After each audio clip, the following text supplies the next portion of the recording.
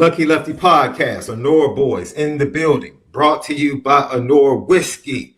And we're on Bleav Network, Apple Podcast, Spotify. Lock in on the audio side each and every day. And then we are presented by FanDuel. Go to FanDuel.com and download the FanDuel app. Left, I don't know how you did your first week of NFL picks, but this Bears game tonight, plus 2.5 against the Vikings. I'm rolling with the road team. The road team. You got I'm a Bears fan. Okay. I'm rolling with the Vikes. I'm rolling with the Vikes. Check it out over at FanDuel. Download the FanDuel app. FanDuel.com. And if you drink, you have to make sure that you drink responsibly. Let's get it.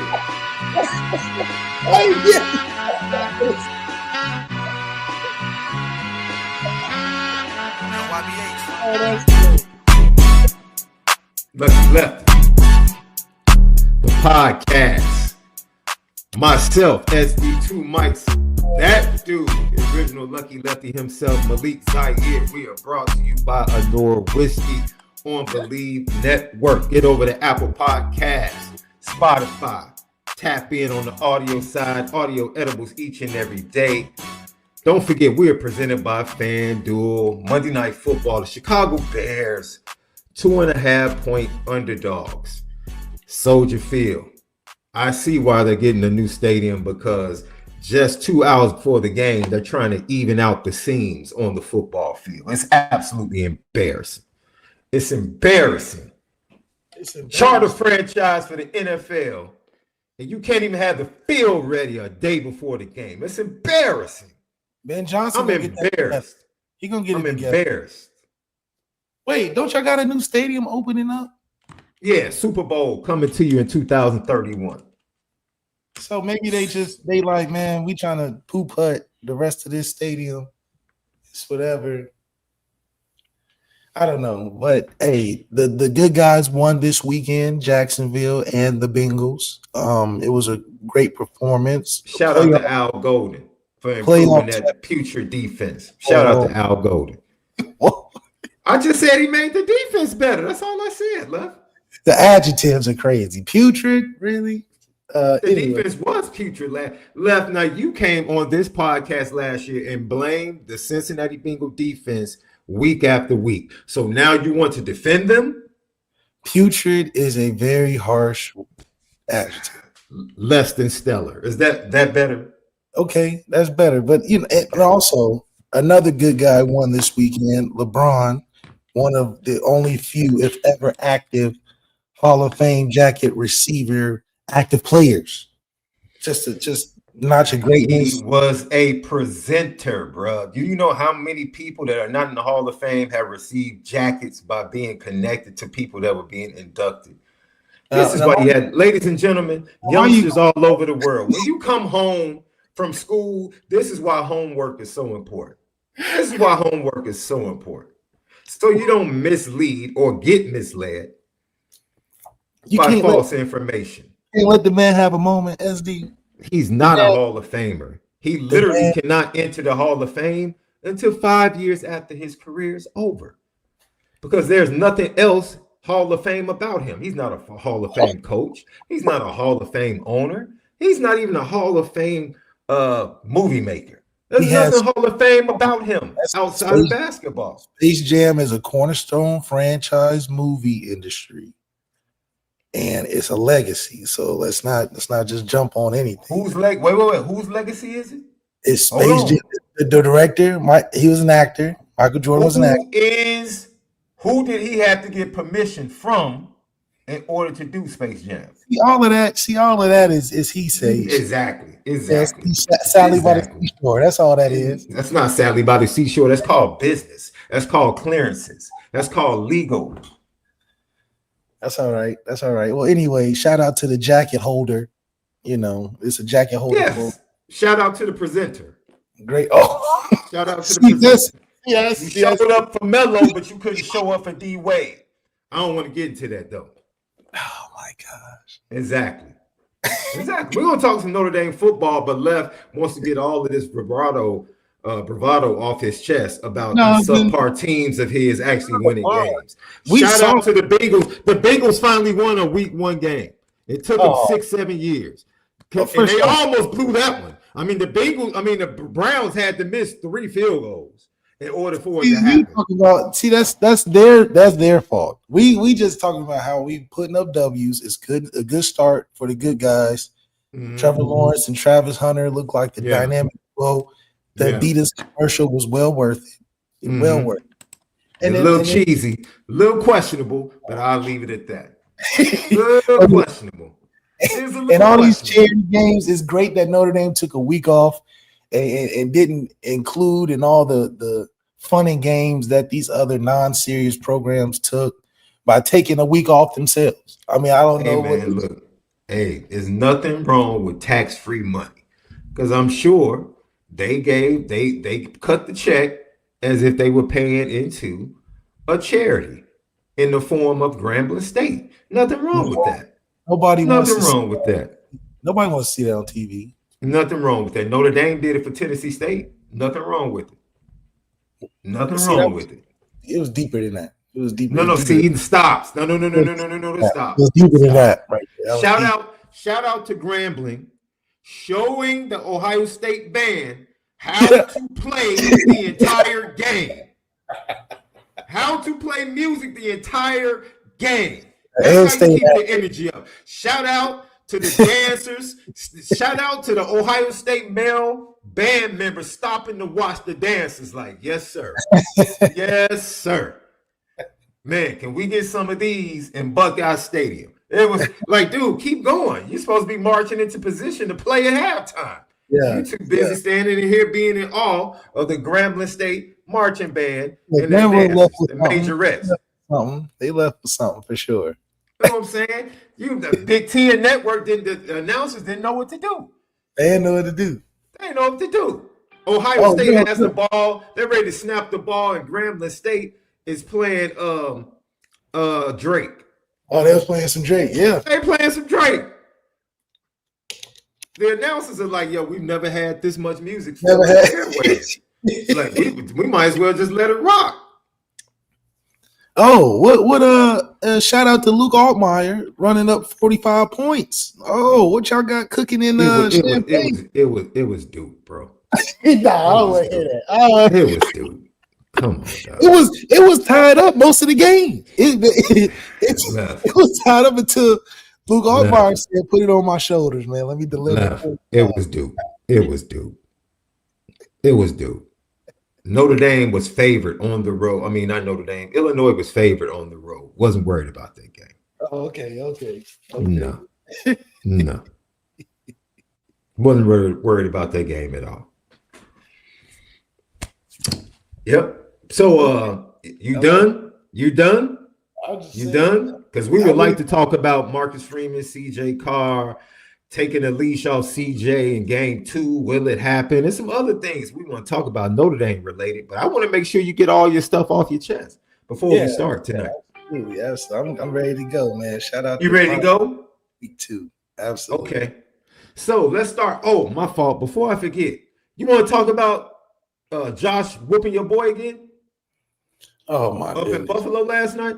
You want to talk about that? You want to talk? Because you keep saying that 17 is not that good. However, every time he faces off against Lamar, he comes away with a W with a less talented team. Explain it to us. Explain it to me. Explain it to the chat. How that keeps happening. The only allure we have about Josh Allen is the NFL rigging. I didn't ask you about Josh Allen. Stop avoiding the question. It's no way. It's a simple question. How does Lamar Jackson keep coming up short against the Bills? Please answer. The powers that be got something to do with it. It's no other explanation. Everybody watching that game, there was a 99.1 probability for the Ravens to win that game with, 3 minutes and 49 seconds. 99% probability.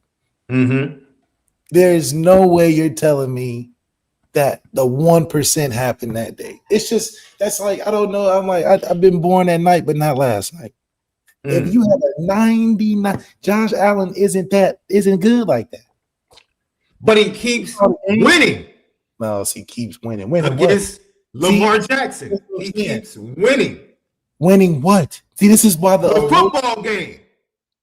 This is why I'm saying the allure to Josh Allen is only because of this NFL rigging of Lamar Jackson. I don't care about allure. I'm talking about results. No. Who has the better results head to head? That's tricking people.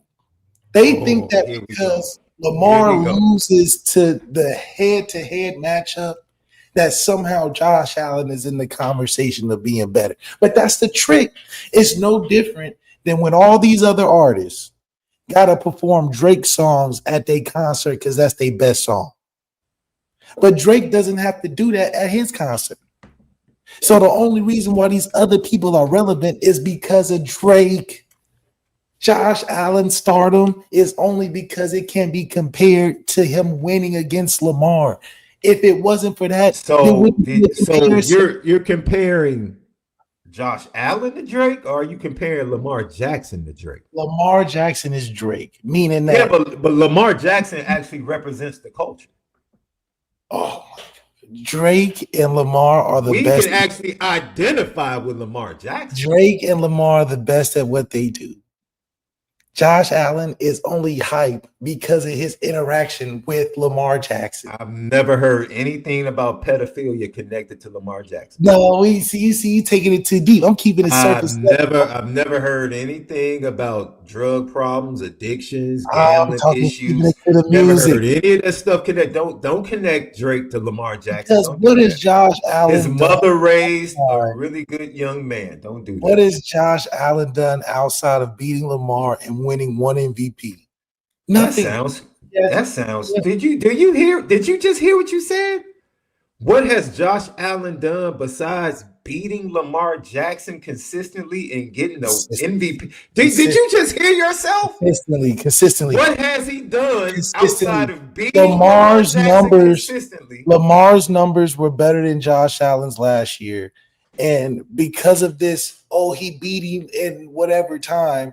Who had the better numbers? Who had the better numbers in the playoff game last year? Who had the better numbers over the whole season? That's what the MVP is about. When they face off, who had the better is numbers? A regular season award. Okay, so let's go to in the regular season. The man threw for over 200 yards in the fourth quarter. That's a lure.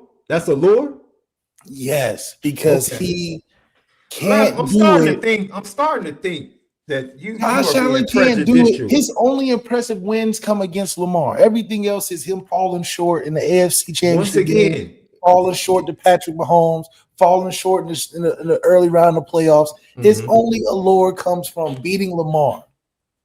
Other than that, you do realize you keep making a great case for Josh Allen because not even his MVP is an ass. But you keep saying he beats Lamar. You keep saying that he beats Lamar and poo-pooing it like that's not something. Him beating Lamar his only claim to fame is that he beats Lamar. That's his like only saying that is his claim Lamar's only claim to fame is that he whipped Drake in a battle. That's his only claim to fame. The fact is he beat him head up. I don't care if that is his only claim to fame. That's Eli Manning's only claim to fame. He beat Tom Brady twice in the Super Bowl. Did he not? Super Bowl. Did he not beat Tom Brady twice? Eli Manning's a two-time Super Bowl winner. Yes, that beat Tom Brady twice. It don't matter about who he beat. It does matter who he beat. Are you kidding me? That doesn't give him more luster. If Eli Manning beat Trent Dilfer in the Super Bowl twice, it would still be Eli Manning. No, it would not. That's cap. God. Major cap. How? Major cap. How? Major cap. So now who you beat doesn't matter? Peyton Manning beat Cam Newton. So wait a minute. In the Super Bowl. I got Peyton Manning beat Cam Newton. Wait, listen. Who you beat matters, correct? Correct? I'm saying it. The Super Bowl winning the Super Bowl matters. No, answer the question. Who you beat matters. In the Super Bowl, no. Just it doesn't matter. Okay. Not in the Super Bowl. But it matters. It matters when other teams beat Notre Dame, right? We are other team's Super Bowl, yes. Okay. So when Notre Dame's the Super Bowl, it matters. In any other Super Bowl, it doesn't matter.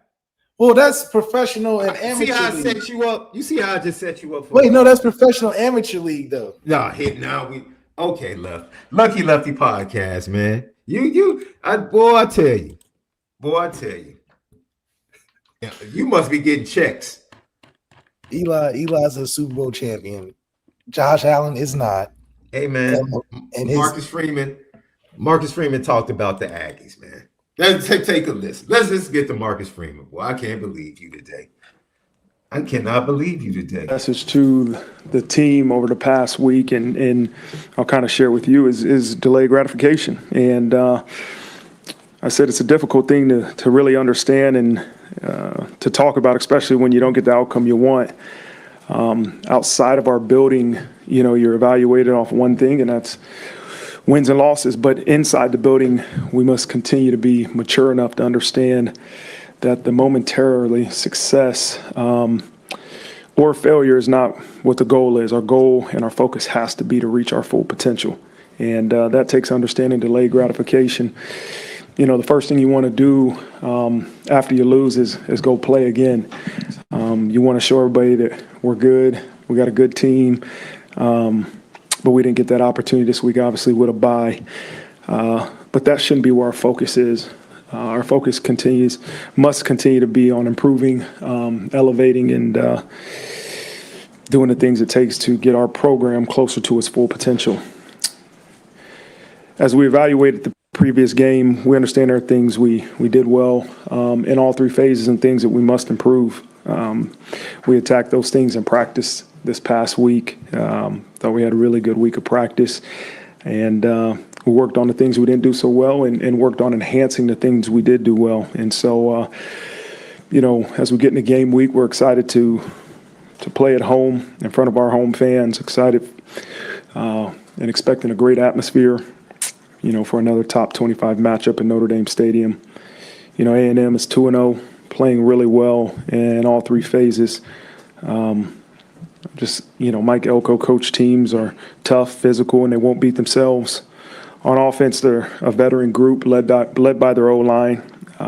Really good quarterback that can hurt you with both his legs and his arms and his arm. Deep running back room and fast and talented skill on their offense, and defensively, it starts with their D-line, and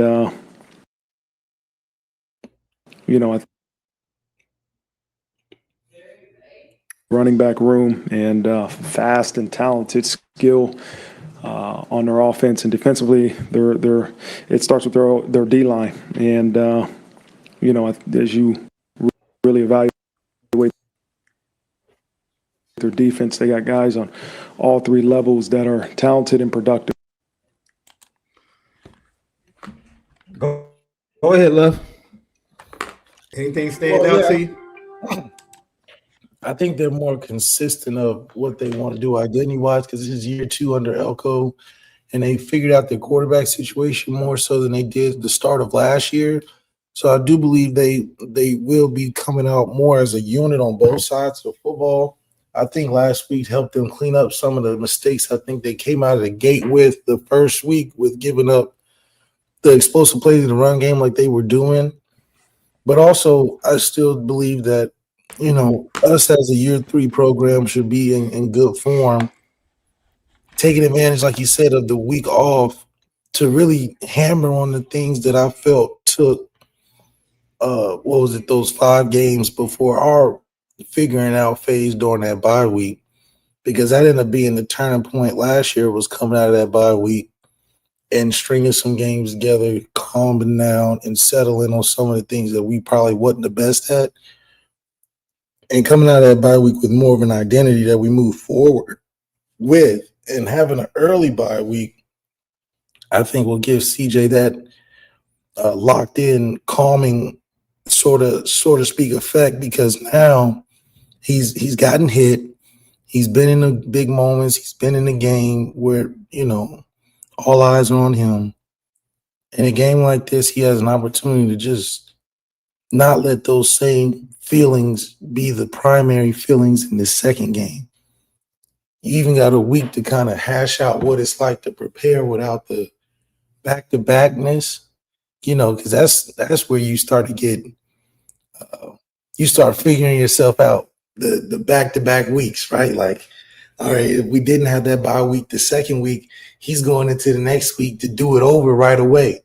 Well, you got a chance to sit on some of them Miami mistakes, what you could have done better, to give yourself almost that one up of working on things before you get to go out there and prove it again. Whereas back-to-back weeks coming off your first start in a crazy environment, I mean, it's the emotion that's left, right? You got to have a lot of emotion that you felt, and then you're feeling all types of things, and then you're trying to overthink because you're only getting a certain amount of days to get over that loss and think about another win. So he kind of gets to reset coming into week 3, coming off of a bye week. Now it's like, okay, this is how you open up.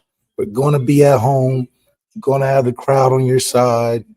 You've never been a starter at home in a position where it's going to be real comfortable. You're going to get to see how the energy and the fandom affects being at home as opposed to your first game in enemy territory, right? That's just a whole different feeling. So I do believe that's going to help him settle in a lot earlier. And then just the excitement, man.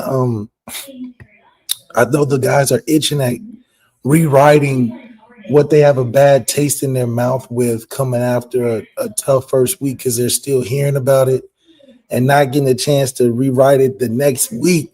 It's gotta, I think, draw that. What I felt like we lacked in the game was that passion, that urgency, that fire of, yeah, we're the team that's supposed to go all the way, but we're acting like we're the team with the target on our back. We kind of got to play with that more want to, as opposed to we're here. We played with a lot of we're here energy at Miami, and Miami hung around, in my opinion, long enough, and we couldn't catch up. So if we come out like, oh, nobody thinks we're good energy, oh, we have to go out there and show people, like Marcus Freeman, in my opinion, is his identity. I think that's all the motivation we need to come out here and get the job done on Saturday. It's amazing looking at the stats early for Texas A&M. They really haven't played anyone. So I'm very interested how they respond to finally having to deal with some resistance, because they haven't had much resistance at all, offensively or defensively. But they are somewhat of a quandary, and we'll dig more into the stats for Texas A&M throughout the week, Left. We'll also have somebody from TexAgs Radio on with us to go behind enemy lines later on this week.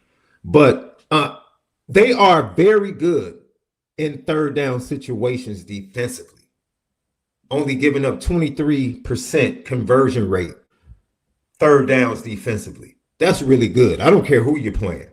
That's really good. And that's when Mike Elko wants to get you to third down, be able to bring some of his pressures and be able to get into his bag of play calls. On the offensive side, although they have put up points, although they are averaging 170 yards per game on the ground, which could be misleading because they really haven't faced a stout defense yet. Like I said, that resistance. They struggle on third downs. They pretty much have been a big play offense, getting big plays, chunk plays.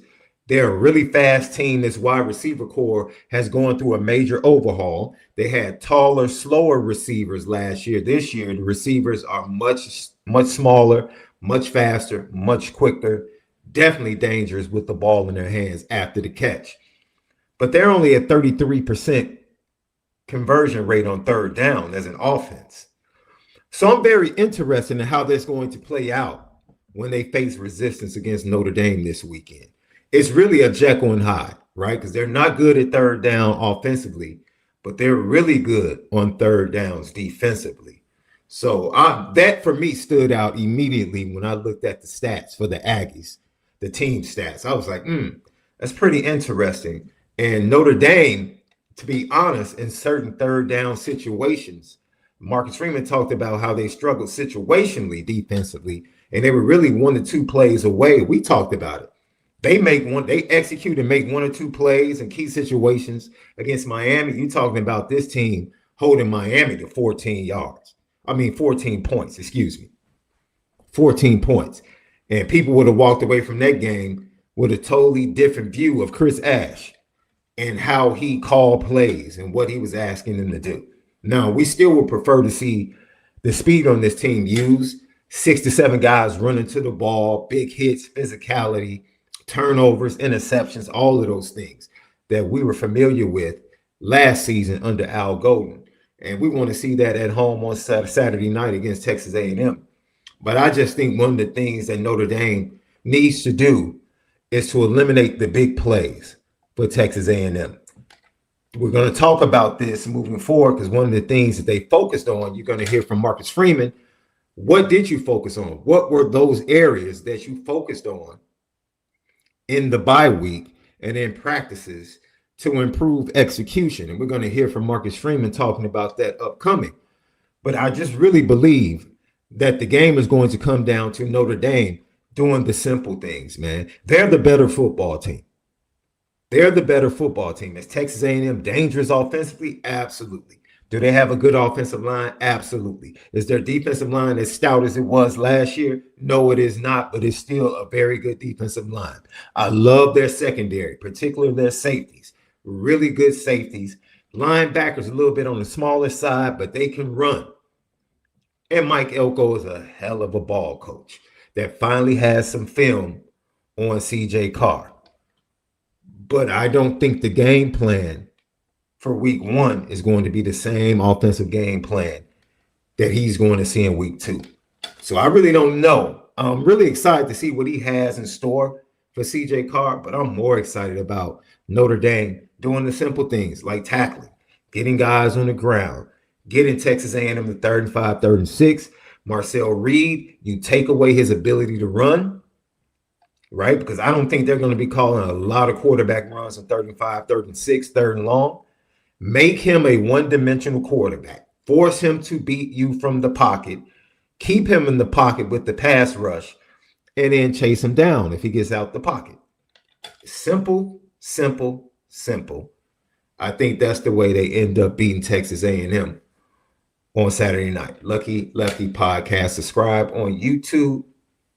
Hit that thumbs up for us. It helps with the views. Leave your comments and questions. We respond to all. TikTok, Twitter, X, Instagram at Lucky Lefty Pod. We continue to grow over on TikTok. I think we're up to 300 and something followers in only a few weeks. 300 something followers. The likes are going crazy. Eventually, we'll be dropping some live stuff over there during the day around noon. And don't forget patreon.com. Patreon.com. I'll be dropping my recruiting wrap up tomorrow morning over at patreon.com/Lucky Lefty Network. Episode 2 of 4 for 40 with Reggie Brooks dropped already. It's available right now. You can go and sign up. And Players Lounge, the Players Only podcast, is going to be dropping on Wednesday. So lock in Lucky Lefty Podcast. Let's hear from Marcus Freeman. He talked about, or was asked, and we just heard him talk about them needing to focus on what they struggled with against Miami. And I think all of us can admit,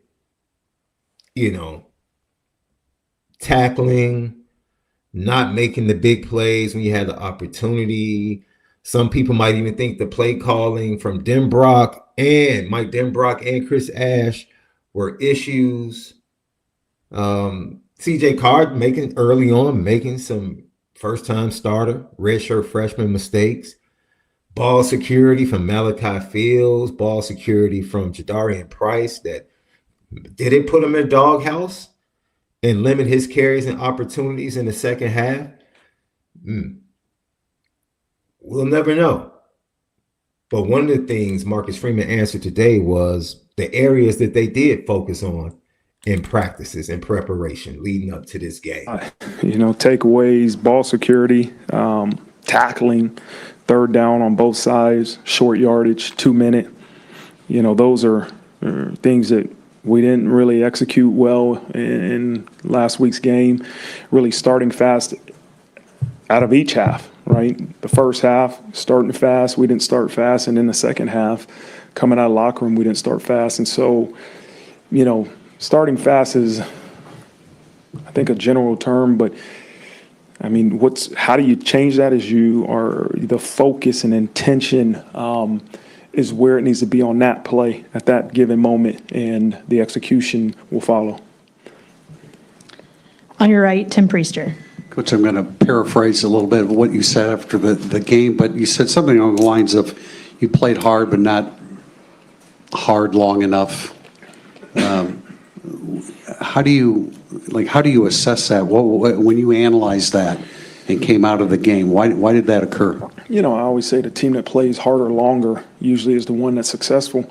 You really look at the last drive of the game, and defensively and offensively, we couldn't get the stop defensively that we needed. We let them into field goal range. There was a couple of times where they were displacing some of our guys. We're missing tackles. It's not a lack of effort, right? It was just a lack of execution, but also credit to them in terms of those guys played extremely hard, and they finished the game better than we did. And, even when we get the ball on offense, we hit, the sack or intentional grounding, and the last play is a sack. And at the end of the day, like, those crucial moments, you got to play harder but execute at the same.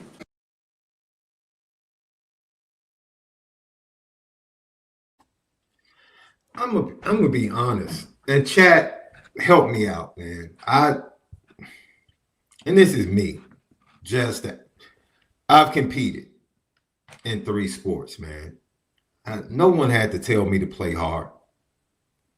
No one had to tell me to play hard. So you play hard every snap. You go as hard as you can every snap, every play. That's what competitors do. Flat out. That's what competitors do. So to hear Marcus Freeman talking about, I love the focus of the smaller things. I love the focus of the tackling. I love the focus of like Vice City said in the chat, just doing the little things of football, the fundamentals, right? I love all of that. But man, do we really have to talk to these athletes, especially athletes now that are getting compensated the way they're getting compensated? We have to have a conversation or even mention playing harder. Playing harder? That really is part of the conversation? Playing harder? Jeremiah Love is getting a grip from NIL. Do we really need to have a conversation about him playing harder? I'm confused. I'm just really confused, Left. I just want to point that out because that was confusing to me, that particular thing.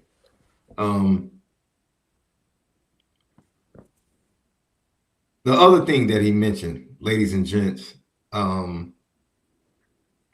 he was talking about third down. And I just mentioned the stats. They have to be better on third downs. Offensively in the first half, their failure to be good on third down and convert robbed them, in my opinion, and this is just my estimation. I've said this. Their lack of efficiency on third down in the first half stole at minimum 10 points. At minimum 10 points And I'm that's soft tossing on the estimate because it's probably more. Took 10 points off the board for Notre Dame and probably took 15 to 20 plays of attrition away from Miami in that Miami Heat.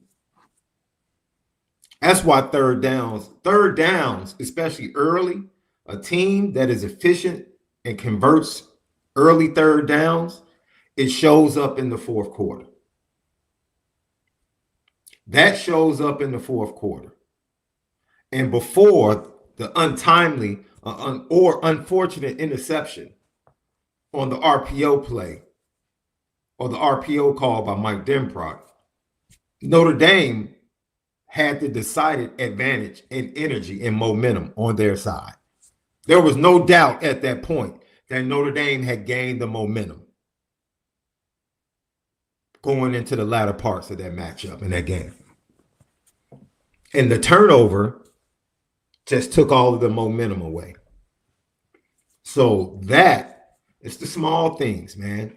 Doing the small things allows you to assert your will, your physicality, and play to who you are, which is you want to be able to dominate games late in the third and the fourth quarter on both sides of the ball. That means getting off the field on third downs and going on long drives by converting on third downs.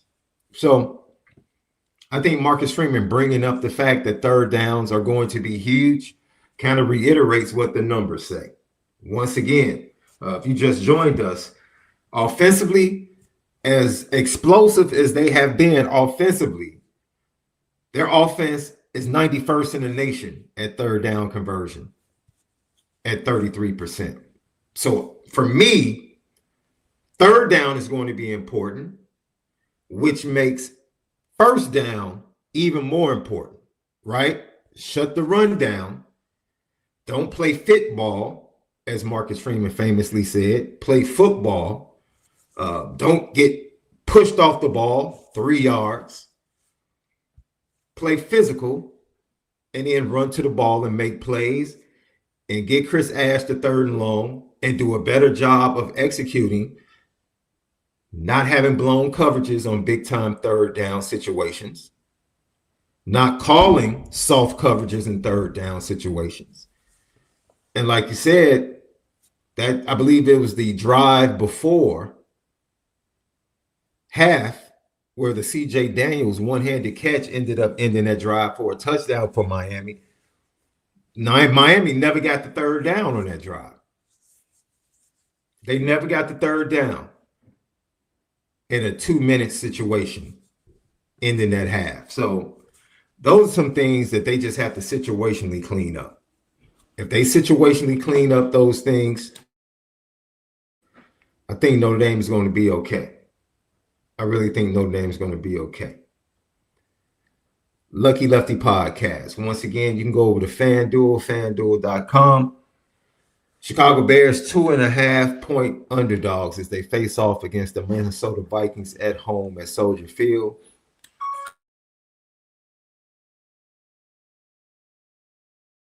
As I look at it, it's going to be very interesting. Throwing hands Irish, bear down to you. It's going to be very interesting to watch J.J. McCarthy in his debut as a first-time starter, as a longtime Chicago Bears fan in a stadium, that he grew up wanting to play in and for his hometown team, the Chicago Bears. You already know he's going to be juiced up and ready to go. FanDuel.com, the FanDuel app. And if I'm not mistaken, the total for that game, the over-under total is really low. They expect it to be a defensive battle between the mind of Ben Johnson and Brian Flores. It should be a pretty good matchup. Lucky Lefty Podcast. All right, so we go from preparation, the bye week. What did they focus on? What did Marcus Freeman talk about? And now we go to Marcus Freeman talking about the two guys offensively that we think everything moving forward should be built around, right? It's pretty simple. This offense, much more diverse weapons, especially in the wide receiver room. However, at the core, this offense has to be about number 4. Has to be about number 4. And it has to be about 13, playing off of number 4 in play action and taking shots down the field.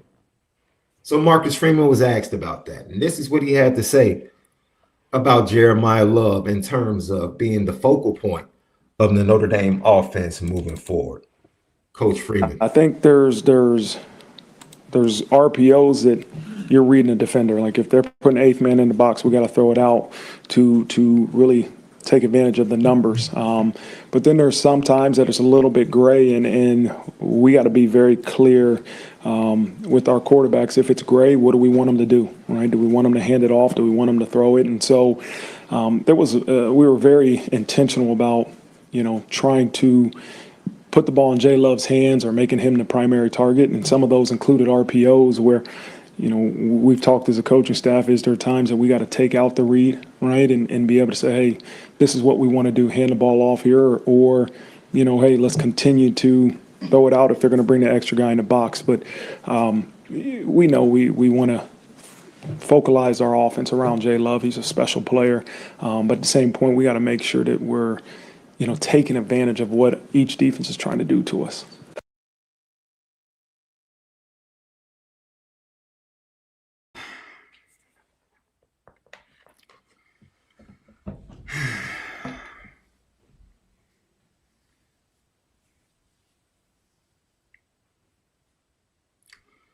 I'm trying not to be petty. Trying not to be petty tonight. Totally understand wanting to ease CJ Carr into the game against Miami. Totally get that. Totally get it. But what Coach Freeman said gave me reactive vibes. It gave me reactive vibes in the sense that, we wanted to do this, we wanted to do that because of the team we were facing. Man, when you have a dude like Jeremiah Love, it doesn't matter the team that you're facing. Get him the ball. This is just my opinion. Get him the ball. Get him the ball. Hand it off to him. Give him reverses, sweeps, jet sweeps, passes out of the backfield, split them out. Get him the ball. That's the primary focus against every single team. Get him the ball. Now, if you need to be more diverse, how you give him the ball, depending on the opponent, I rock with that. But the overall premise of the Notre Dame offense should be get Jeremiah Love the football. Get him the football. And I Marcus Freeman right there, what he shared sounded very reactive to me. It just, man, it sounded very reactive to me. Like our offense is going to be based upon that, because maybe I'm wrong. I could be wrong. And Left, feel free to let me know, it's a little bit more nuanced than that.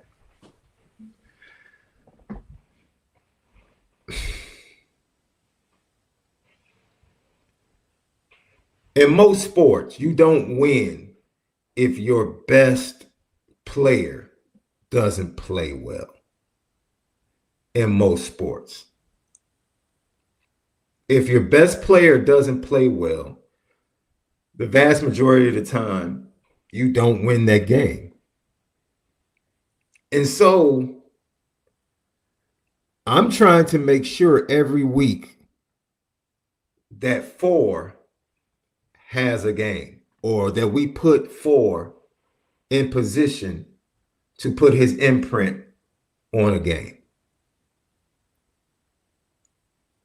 the way to do that, or the way to ease CJ Carr into the game, is to run the ball.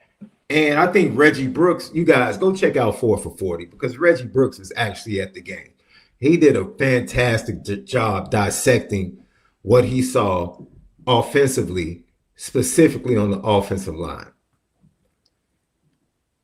And I'm not sitting, I promise you, I am not trying to be a public defender by any stretch of the imagination for the Notre Dame offensive line in their performance, that putrid performance they put forth against Miami. I'm just really trying to have a different conversation surrounding it. Man, you have to allow your offensive line to get into a rhythm running the ball. You can't go 4 or 5 passes and then run the ball, and then it gets stopped for a 1 or 2 yard gain, and then you go right back to the pass. What type of rhythm are you allowing your offensive line to get into early to be able to run the ball? I'm gonna be honest, man. The last time I saw Notre Dame come out, which goes once again 4 consecutive times where Notre Dame has faced a good team, they have not gotten off to a good start, particularly offensively. So what's that issue? Why does this continue to happen? Why?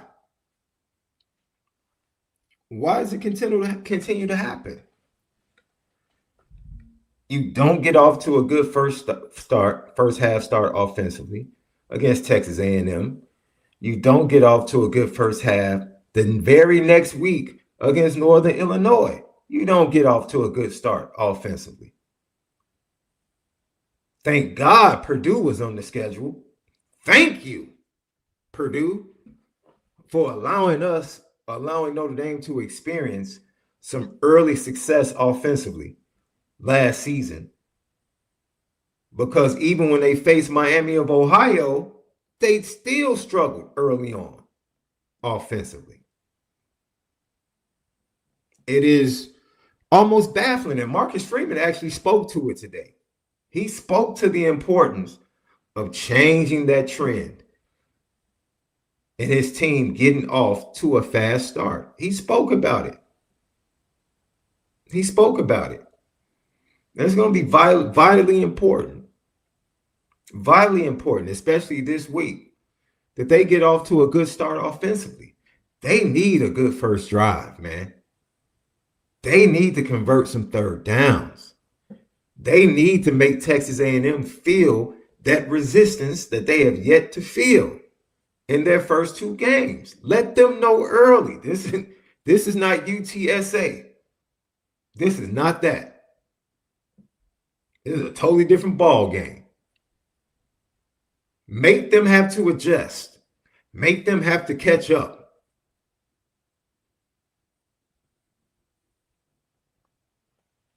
Play from in front. Allow that front 4 to get after the quarterback. Allow your defense to run around, make plays. All of that is vitally important. But I agree with Marcus Freeman wholeheartedly from this aspect. They're going to have to do some things to change what has been happening. And it's going to come down to execution. Execution.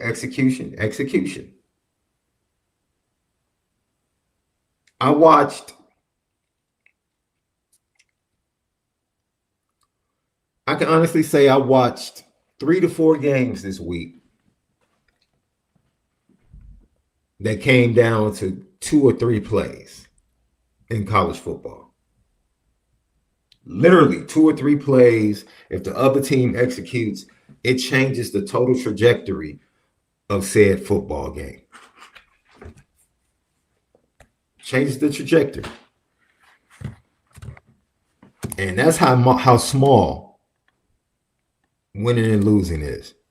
That's how small of a difference, of a margin that you have for winning and losing. It really is.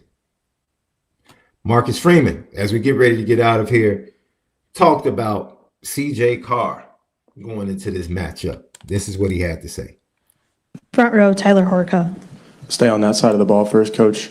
With what you saw from CJ Carr, especially in that second half, do you feel like you can go into games maybe saying, okay, we can let this open it up a little bit more than maybe we did at the beginning of that Miami game? Or does it change your thought process at all in terms of game planning?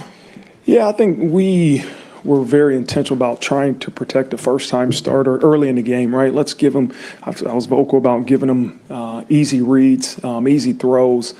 You know, let's not just tell him to bomb the ball down the field every play, because he'll do that, right? If we allow him to, CJ will throw the ball down the field every single play. But he showed he's ready. He's capable. And as you saw as the game went on, we were able to take some more shots. And so, again, I still am a firm believer on shots are a response to being able to have positive run plays, right? We have to be able to run the football. And but we feel like, listen, CJ can execute the entire game plan, the entire playbook. He's a special player. Bomb the ball down the field every play, because he'll do them easy reads game, right? Let's give him, I was vocal about giving him easy reads, easy throws. You know, let's not just tell him to bomb the ball down the field every play, because he'll do that, right? Look, I had to play that over again, man. It was almost I had to remix it and DJ it for a second. Let the kid play. Let the kid play. Let him play. Like I said, early on, I fully understand easing them in. I understand that. But at some point, let him go. Let him go. You're not going to change who he is. You're not going to change who he is. He loves to attack downfield as a passer. That's what he wants to do. And I promise you, Notre Dame fans have been waiting with bated breath or to hold their breath on every pass down the field. They're waiting for it. Notre Dame fans have been waiting for this moment to have this quarterback with this diverse set of wide receivers, with a heck of a talented outside 50-50, throw it up and let me go rock it and get it, MALIK Fields. This is what they have been waiting on. It's what they've been waiting on. And unfortunately,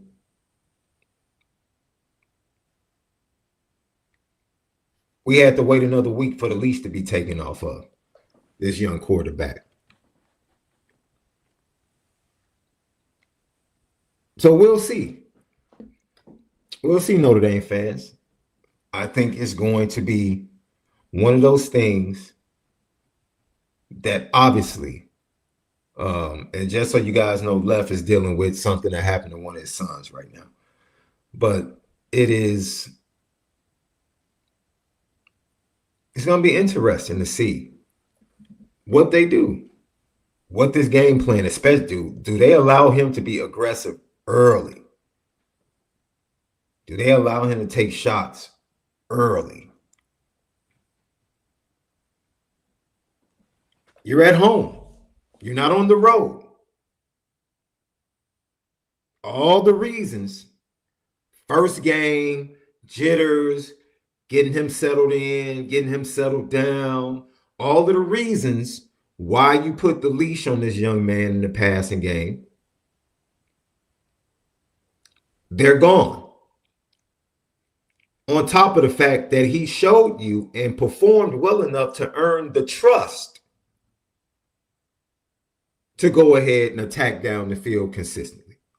He's earned that. I believe he's earned it. It's not up to me. It's up to the coaching staff. But I believe he's earned it. I Bleav he's earned that right. But now we get to see.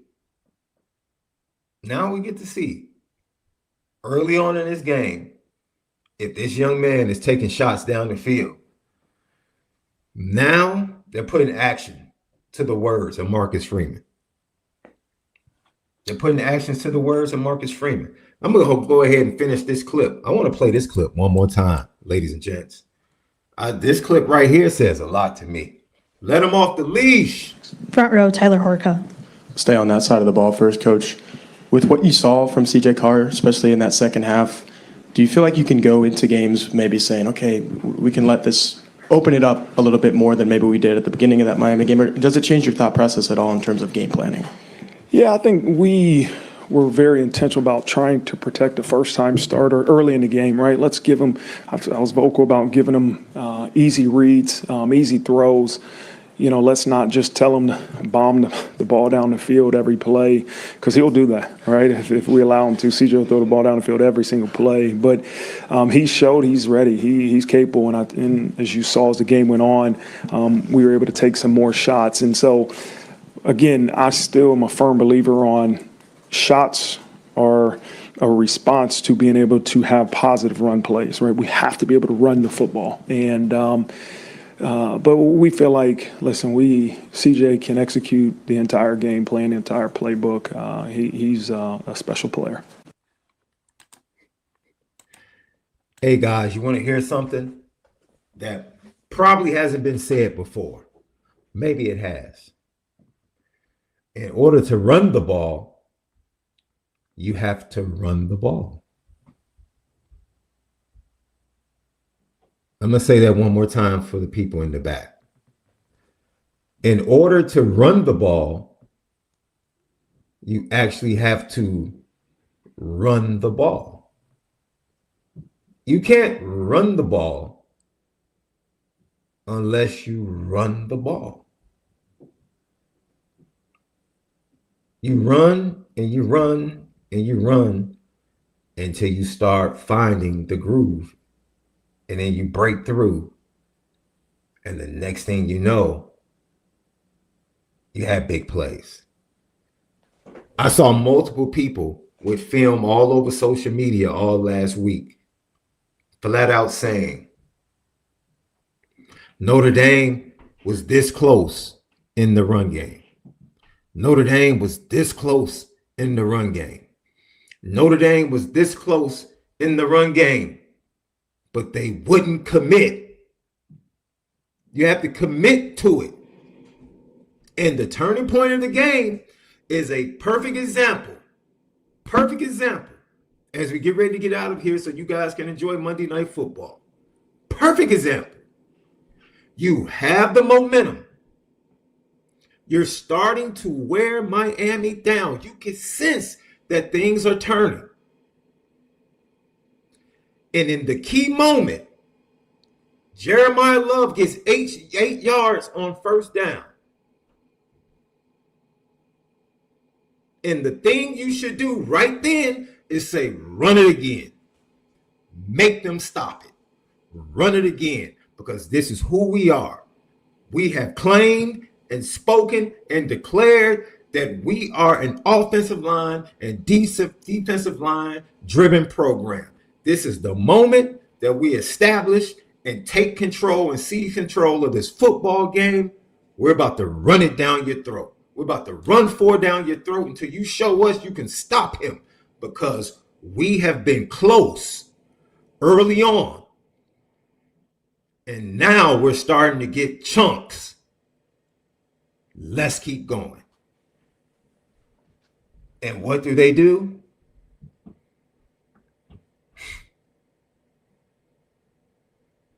They go to a run pass option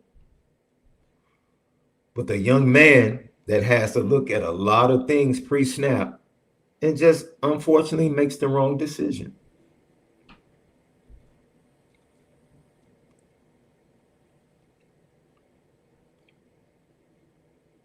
Run the ball. Run it, man. In order to run the ball, you literally have to run the ball. It's as simple as that. Lucky Lefty podcast. That's my advice. I mean, I'm sure you guys have heard it. I'm sure you guys have heard that before. I'm here, brother. I'm here.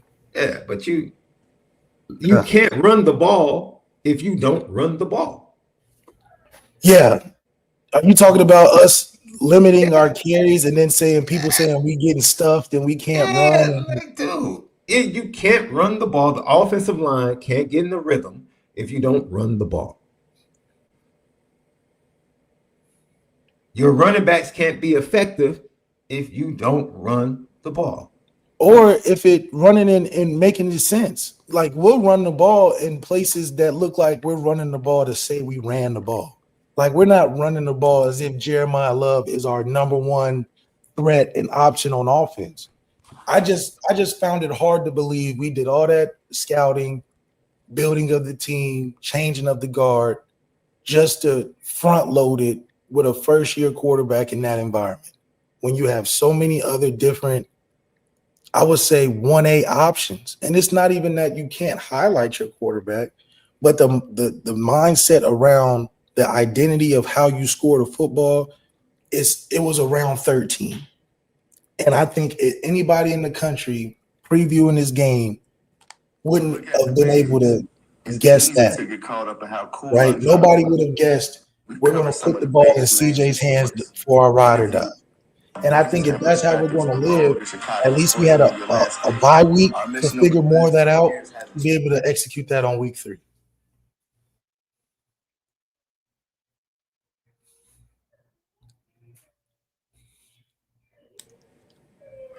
I'm sorry about that, Left.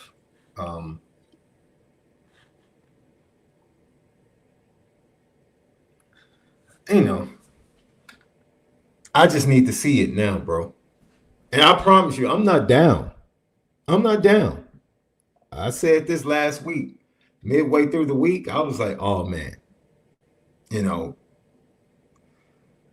Notre Dame defensively was a couple of things away from pretty much shutting this Miami team down. Like, clean up the blown coverages, despite what we think about Chris Ash's calls. If they just execute and play better, especially situationally, go up and make plays on the ball when you have the opportunity, dude, the defensive performance is totally different. I mean, they really were that close to having a defensive performance that we were used to under Al Golden. Offensively, and this is the crazy thing, Love, when you hear Marcus Freeman talk, he was more upset with the defense than the offense. It was almost like he was like really pleased. He talked about, man, I thought the offensive line played really well. And then he was just really critical of the defensive line. Man, we gotta stop the run better. We gotta put more pressure on the quarterback. And I'm sitting up here saying, like, well, what I think a couple reasons. Is he gonna come out first game and be hard on a first-year starting quarterback? I mean, is he gonna come out and be critical of I didn't say anything about being hard on the quarterback. Even man said the O-line played well. But how critical can he be of a guy that's trying to allow the offense to take lead as the first unit? I think some of it too was that he was surprised by what he saw. I don't believe that Marcus Freeman was thinking he was going to see that much action from his quarterback. I didn't think he would think that the ball would be placed in his hands that much. Not saying that he wasn't in tune with the game plan. I just don't think anybody on the staff thought that we were going to run offense that way. I think that was a Denbrock inspired managed thing. And I'm not saying it was bad or good. I'm just saying I don't think everybody was on the same page. So that's why I think defensively it was easier for him to speak from that perspective, because it was clear things that, I mean, a lot of it was kind of clear. We didn't get much pressure with defense. They should have been more impressive than what we put out there, because a lot of it was frustrating that we wasn't aggressive. I think it goes back to the leadership. Who was the passionate leaders on the field on Saturday, on Sunday. So I think he's growing into that role of becoming an all football coach instead of just being a defensive head coach. And so you'll see throughout the season him be harder on it. I hope he is, because that means he's more in tune. But I think he's tipping a little light around the situation only because his quarterback situation. Well, you don't have to talk about your quarterback. The O-line did not play well, bro. That's just not true. They didn't play well. They didn't play well. To what expectation? They didn't play well. Are you kidding me? What do you mean to what expectation? To the expectation of just being an average offensive line that can. They were average. They were average. You saying they played below average? And Steve, did you see the last two plays of the game? The last two plays were atrocious. Atrocious. Wait a minute. It was atrocious. Do I need to pull up the still shot of Emil Wagner? No, it was terrible. That's playing average. Embarrassed. Okay, those last two plays. No. That's just the tip of the iceberg. Those are the worst. Please go watch the film. They did not play well. They played average. I wouldn't say. Like he said, they played hard. Okay, I'll give you that. But but not playing hard is below average. Not playing hard is below well. Now, on the flip side, what do you give him out of 10? Like, who was this in the chat? Tony. Tony 312, Ricardo. Thank you for tapping in, Tony. Said Beck was picking us apart. See, that can be misleading. I'll give you two plays that if Notre Dame just makes these two plays, Miami scores 17 points at the most. Just two plays. First drive, second half, they start off great. They get a penalty, great pressure on Beck on the first 2 or 3 plays. They get him to 3rd and 8. Chris Ash calls a zone. And if Jaden Osbury does what he's supposed to do, Notre Dame gets off the field. And Miami doesn't score a touchdown. That's not Carson Beck picking you apart. You blew the coverage. You flat out blew the coverage. The coverage was blown. Jaden Osbury's zone, he's looking at the quarterback. Why he's looking at the quarterback when he's supposed to be playing zone? I have no clue. He should be looking at the closest receiver. He blows the coverage. Marcus Freeman brought up, specifically, when the ball's in the air, we can't wait for the ball to come to us. He said that today. You know what he's talking about. That's the second play. If Notre Dame makes those 2 plays, Miami is forced to kick a field goal. They might maybe get 3 points, so that takes 4 points away from what they scored. And then if they get the 3rd and 8 on the blown coverage, literally 2 plays. I'm telling you, 2 simple plays. Execute. This is what Marcus Freeman talked about. Just execute. You don't have to do anything special. If they just execute those 2 simple, fundamental plays, Miami scores 17 points. They scored 17 points. And that is the difference. That is the difference. We can talk about Chris Ash. We can talk about Mike Denbrock. It comes down to executing. On 3rd down, 3rd and 1, from the 40 on your side of the field, making Jeremiah Love lead block for CJ Carr, it's not a good call, right? That's not a good call. Right, left? That's not a good call. No. Good call. Give the ball to 4. If you go watch the film, the play is literally wide open. Yeah. If they execute, if Gerby Lambert doesn't blow the assignment, CJ Carr is out the front door for at least a 10-yard gain. As much as we sat there and said, oh my God, I can't believe they call CJ's number in this situation. If they execute the play, the fundamentals of the play, which is your assignment is this gap, not the gap to your right, the gap to your left. And when you miss the assignment, defensive tackle comes through, blows the play up, you punt the ball away. Opportunity to put points on the board, gone. Opportunity to extend the drive, convert a third down, put more plays on their bodies, gone. Why? Execution. It's as simple as that. So for me, I understand. As a defensive coach, he's probably more focused on the defense. And that's fine. Put more onus on your guys. But to sit here and say that they played well on the O-line. And you know something else I watched this weekend, Left? No one knows how to coach pass pro on the offensive line. Pass pro is bad across college football. I'm talking about really bad. Really bad. I watched a full day of college football, and pass pro by offensive lines in college football is probably at the worst. It's probably worse than I've seen in a decade.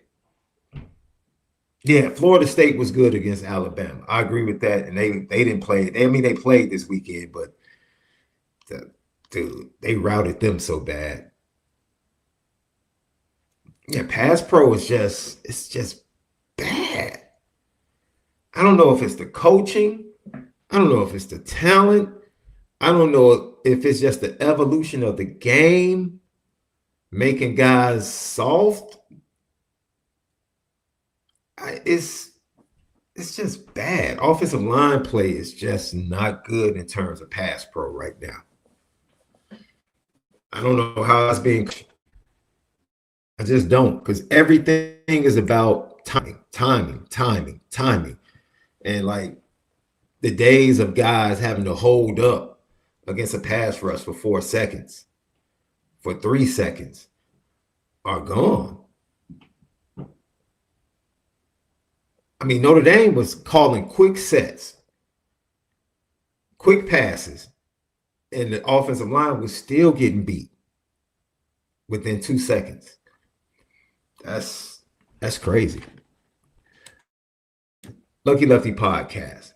Hey guys, go to FanDuel, FanDuel.com. Download the FanDuel app for everything that you need this season concerning college football, Major League Baseball, as we get ready to go into the playoffs.